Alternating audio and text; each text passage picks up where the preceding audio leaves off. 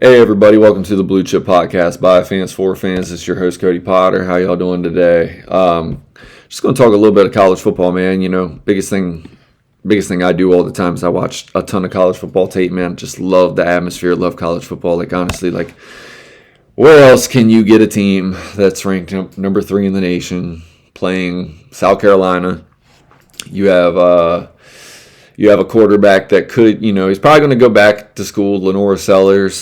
He's not had the year that we were expecting him to have, but he decided for one half of football that he was going to show the traits that really make him stand out as a quarterback prospect, man. 6'3", big guy, can move, has a cannon of an arm, but just is really struggling with inconsistencies due to his feet and vision.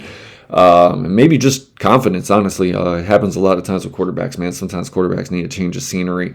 I really was expecting South Carolina, but I mean, the way that they played last year, teams got to see what they were. Teams in college football adjust. They're in the SEC. It's a very hard conference.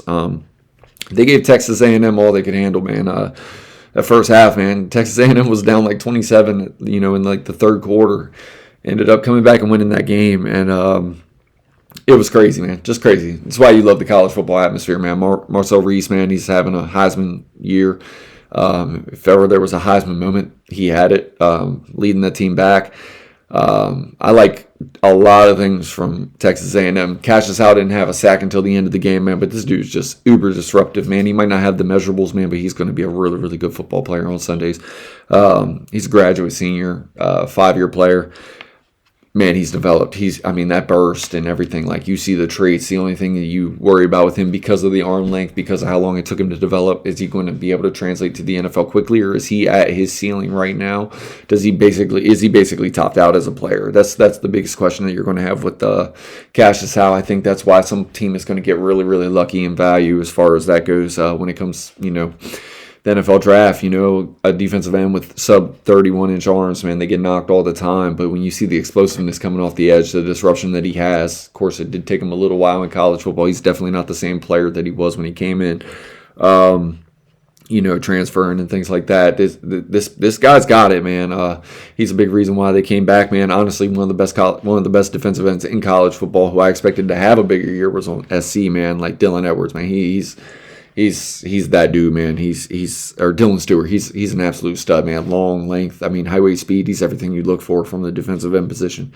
Sometimes you just hope that when they had the height that they have coming out as a freshman, sometimes they have, little motor issues that you see the second year. They're playing a lot on height, trying to make sure they make it to the NFL. Being a defensive end, getting picked high, translating that later on in the pros, man, it's a very profitable position. They make ton of money, man. We see what the edge rushers are getting paid in the NFL, man. A lot of these guys, they have that one good freshman year, a little bit of a letdown second year, but then they flash it again the third year. Then they come out, they start getting paid in the NFL.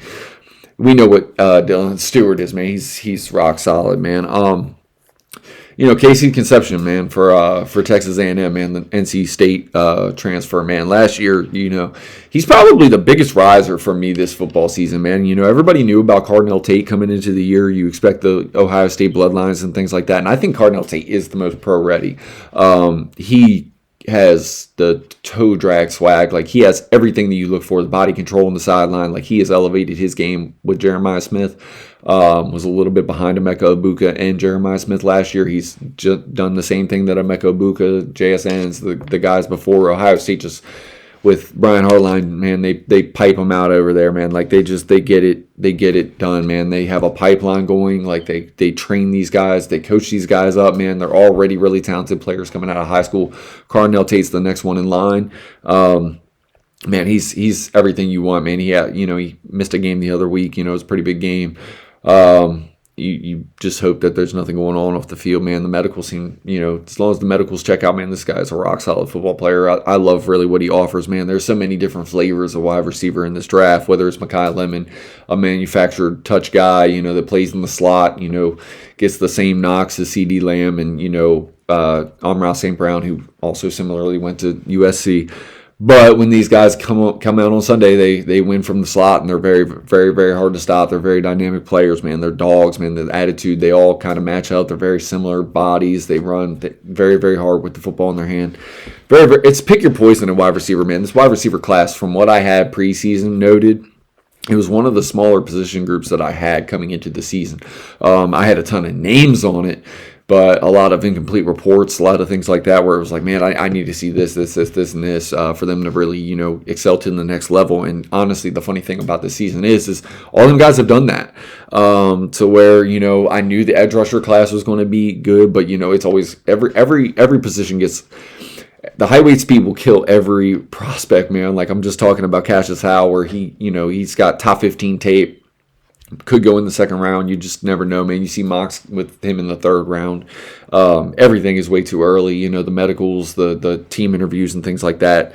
It's going to come into play. But when you see these guys, man, like Casey Concepcion, the way that he has elevated his draft stock, man, he's a very exciting player.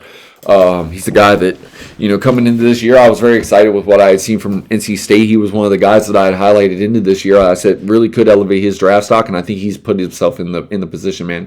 Had a couple drops, as you're seeing here. I'm highlighting this Texas A&M SC game because it was a really good game, man. South Carolina they are having a rough year as far as finishing football games, man. They just everything Lenore Sellers looked like in the first quarter and early in the second quarter. Once he started missing, man, it was bad. And the feet and the eyes, you can tell they're just in different places. He's just not playing good technique at the quarterback position right now. He definitely should go back to school, man, because he is a top level prospect as far as like the attributes and things like that, man. But he's got to put it together. And sometimes you see guys like this, they don't. But I don't think Lenore Sellers is that guy. I think maybe he goes to another team this year, gets in the transfer portal. He could really excel for one of these bigger colleges, man, that has the coaching staff and the offensive coordinator to really accentuate his skill set and just add to it. But can he stay healthy and things like that? But again, man, Casey Concepcion, man, he is a weapon, man. He's very exciting to watch. I don't think he's a guy that, he's not. He has elevated his hands, man. He used to be, just to get the ball in his hands, make plays after the catch. He's, very gadgety. Now he's showing he has a little bit more route, preparation and things like that. He gets off the line a little bit better and things like that. They still do line him up in the slot. He is still, as far as the manufactured touches and things like that, they still do that with Casey Concepcion, man, but he has elevated his stock to probably going to be selected in the first round. He's a very exciting player. And the way that Mario Cravers kind of complements that, who's going to be a very exciting receiver in the NFL in his own right in a couple years. The reason I'm bringing these two up and the reason I wanted to highlight this game is Mario Craver didn't have his best game, but what you're seeing in college football, man, whether it's the Amar Cooper Jr. From Indiana with Elijah Surratt, who's been injured the last two games, you see these stylistically, you see the way that these teams are using these guys stylistically. A lot of that translates to the NFL, where you have that guy that can win the matchups underneath, like whether it's Mekhi Lemon and his running mate out there in USC, who's another really good wide receiver, probably going to be a second-round player in his own right. You see it with Omar Cooper Jr., who I think has really, really dynamic, explosive ability. It really reminds me of like Garrett Wilson coming out of Ohio State, maybe a little bit Poor's man version of him. Like I don't know, he is as electric, as sudden, all the things, but he's maybe just a tick below, man. But like when you see him on tape, man, that's a dynamic athlete. And then you pair him with a guy like Elijah Surratt, who is just Keenan Allen, man. Like honestly, the tape really, really reminds me of Keenan Allen in college. Like that third round guy who just routes guys up, looks the same every snap, which is something that I give Jordan Tyson a lot of credit for. But then Jordan Tyson has a little bit more of the inconsistencies with the hands. Of course, if he played another 2 years in college football, I'm sure he'd be looking like Elijah Surratt too, as far as just how dynamic and polished he looks. Jordan Tyson is going to come out this year. He's going to be a top 10 pick more than likely. With the suddenness, with the explosive ability, because what Elijah Surratt does from a technique and just winning, because he doesn't have the elite level attributes. Jordan Tyson gives you the elite level attributes, and he has a lot of the refinement and technique pre-catch. But again, Elijah Surratt's been in college, been at JMU and things like that. He's refined the hands and the suddenness and all the things like that, the consistencies in that department, where I think Jordan Tyson with another year of college football, he would definitely do it. He's just going to have to do it in the NFL. Jordan Tyson's a really good player. He catches the ball really, really good above the rim. Denzel Boston is a guy that beats you in another way. Again, the pick your poison kind of thing. where Casey Conception has Mario Craver over the top, and the Mario Craver can, win with little short, sudden routes, little screen plays and jet sweeps and things like that because of his dynamic speed. Almost think the Malachi Tonys in Miami U with C.J. Daniels. Again, stylistically the same thing. C.J. Daniels can beat you over the top, 50-50 balls and things like that. He has really, really dynamic hands. He's very, very elite at the catch point, and I love C.J. Daniels, especially later in the draft. Like, I think this guy's going to be a steal for a team. I'd really love him, even though we already have like a Terry McLaurin type player who plays very similarly to that. And we have some guys in the pipeline like Jalen Lane and then, Luke McCaffrey kind of developing behind that. You would kind of logjam that skill set. Then you talk about like the Malachi Tonys, the Amari Cooper Jr.'s of the world, the Denzel Boston, who does it in a little bit different way, but he wins with his size over the top and things like that, winning the contested 50-50 balls. He knows where to be in that offense. He matches kind of like what the Commanders do, especially after, the play breaks down in the design play. He knows where to be. He knows how to work with a quarterback with legs with Williams over there in UW. And then Antonio Williams from Clemson, he's a really good player in his own right, man. There's so many different styles that are going into this draft at the wide receiver position, man. I think, whatever you're looking for, whatever your preference is, there's going to be a guy that presents a value each round, especially early in the first 3 rounds in the NFL draft. Man, this wide receiver position is going to give a ton of teams a lot of different preferences, a lot of different things stylistically. If that's the type of player that you need stylistically, man, you're going to really receive a hell of a value. This wide receiver class really has panned out to end up being one of the better positions in this class. Right up there with the off-ball linebackers, even though I think there's a little bit of size disparity. Size discrepancy. We talk about high weight speed. You guys get knocked because, hey, man, this guy's like 420 or 224, things like that. You're like your linebackers a little bit bigger. You're seeing teams have more success running the football on early downs because these linebackers are getting so small in the NFL and they cover a little bit better, but they're not as dynamic in the run. Now you're bringing guys in for certain packages and things like that. That's where these teams are feasting in the run game, man. Jeremiah Love, man, you saw what he did to Pitt this week, man. Pitt, has linebackers that I really, really like. I like these guys on tape, even though they're a little bit undersized. They make up for the deficiencies of the way that they run that scheme. They don't run a lot of nickel out there in Pitt, so they do a lot of blitzes and things, and they use the off-ball linebackers. Well, they have to be able to drop in coverage and blitz the passer. You see what them guys succeed at Pitt. Jeremiah Love showed that a big, dynamic, physical back that has really, really good contact balance and things like that, he can just eat you up, man, when you have these a little bit smaller linebackers, and I still like them players at Pitt. But this is where the league is headed, man. The running game is becoming more pivotal, and it's becoming more effective, and it's basically getting more value when you have the Saquon Barkleys, these bigger running backs, these Bijan Robinson types that are not just big physical backs that can eat up the 4 and 5 yard carries, but they can take it over the top 2. These guys are becoming very, very valuable in the league. Jeremiah Love is not a player that if the Commanders pick, man, I would be upset. No, dude, I would take that guy. He is a top 5 player. He is a dynamic, electric running back, man. He is a game-changing, scheme-changing, transcendent football player, a absolute blue chip. I mean, just absolutely exceeded the expectations, man. If that guy goes through the playoffs healthy, man, Notre Dame could very much win the national title with the improvements that they've made on that roster, with the linebacker play, with the cornerback play that they have, the young cornerback, the veteran cornerback in Gray. They got Leonard Moore out there, who's a really, really good sophomore in his own right. He's probably going to be a top 5 pick when he comes out in a year or two, whether next year or the year after, eligible next year. Then the safety play that they're getting from the freshman safety that they got, man. Again, another player that's just taking it over dynamically. And then they have a freshman corner that's playing really, really good football. So if you get Jeremiah Love into the college playoffs healthy this year, where he wasn't last year, you better watch out for Notre Dame, man. They're really, really coming for it.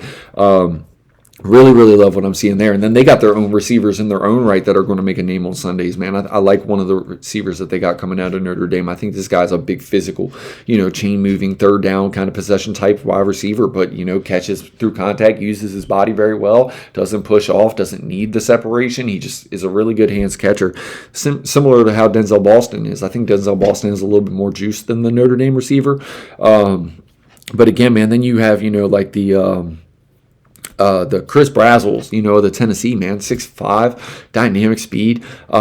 probably a little bit more DK Metcalf when it comes to like the route running refinement, which is a constant staple of the wide receivers that we're seeing coming out of that system over there in Tennessee. They're not as refined. It's a lot of deep balls. It's just run and gun, things like that. And then, they just dynamic separators down the field, man. Chris Brazzell is that guy, another wide receiver from Tennessee that I really, really like. So again, man, like the college football season, man, the narrative all the time, man.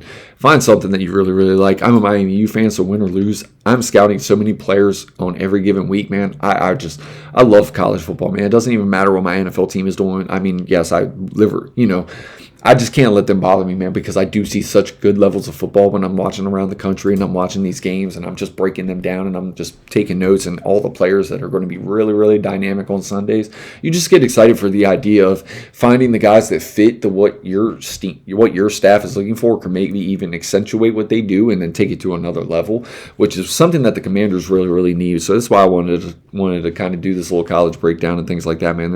It's coming to the playoffs, man. It's really getting deep right now. So again, linebacker position, the safety position is really, really exciting for this year's draft class. I like the offensive line. I don't know if you have that, that Rashawn Slater type left tackle, man, but there's some really, really good left tackles, whether they play the right or the left side, man. These guys are going to be road graders. There's some really, really good top end centers that really do have like first round grades on them, but because of positional value, they're probably going to go early second, mid second, things like that, whether it's the Iowa center or the Florida center. Again, man, then you got these off-ball linebackers, man. They're so dynamic and they're so special. Some of the size disparities, whether it's Sonny Styles at 6'5", 240, his explosive ability. I mean, he's a true first-round linebacker. But again, the positional value, off-ball linebackers don't go top 10. Same with Arvell Reese, and he's got 1 year of tape. But they're talking about him being a top pick because of his edge play, just like that Micah Parsons type player. Again, man, but we're seeing, we're seeing the Abdul Carters and we're seeing certain guys that struggle coming into the league. Sometimes it takes them a little bit to get going. Not everybody's Micah Parsons and just comes in and has Dan Quinn as their coach and it just clicks and gels. And then you see, because I mean, honestly, like for everything Micah Parsons is, his best football was definitely under Dan Quinn, and Dan Quinn got the most out of him just playing the hybrid role that he does so well and just mixing and matching the looks and the fronts and everything that he did to deploy him. Again, man, you have to be very, very smart with knowing how to best accentuate the player. That's why Arvell Reese, for me, is graded really, really highly in this NFL draft because we have Dan Quinn, and I know how he knows how to deploy these players, man, to scheme up pressure. And then not only when you can scheme up pressure and get pressure with these players, but when the players can get pressure and create on their own, which Arvell Reese has shown he can. And some of these edge players that I continue to mention, like the Cassius Howells or the Reuben Bain Jr.'s and things like that I like, that have a little bit more size. Maybe they're not the 12, 15 sack a year guy, but they're consistently 10 sack a year guys with constant disruption. Again, man, it's just pick your poison, man. There's a lot of things in this draft to be really excited about. The college football landscape is heating up, just the way that, the college football season is coming around. So again, I wanted to have a little fun with this and talk a little bit of college football. I haven't been able to get that to you guys as much. And that's my favorite thing to talk about. So as the season heats up and playoffs start winding in, we start hearing these rankings, man, like this was something I really wanted to do, just have a little fun with. So again, I appreciate you guys sticking around and watching the show, man. I really do. Like, comment, any questions, your college football team, you want me to discuss something on the next pod, man, I will. So I thank you guys for checking out the pod, man. Have a blessed week. Stay safe.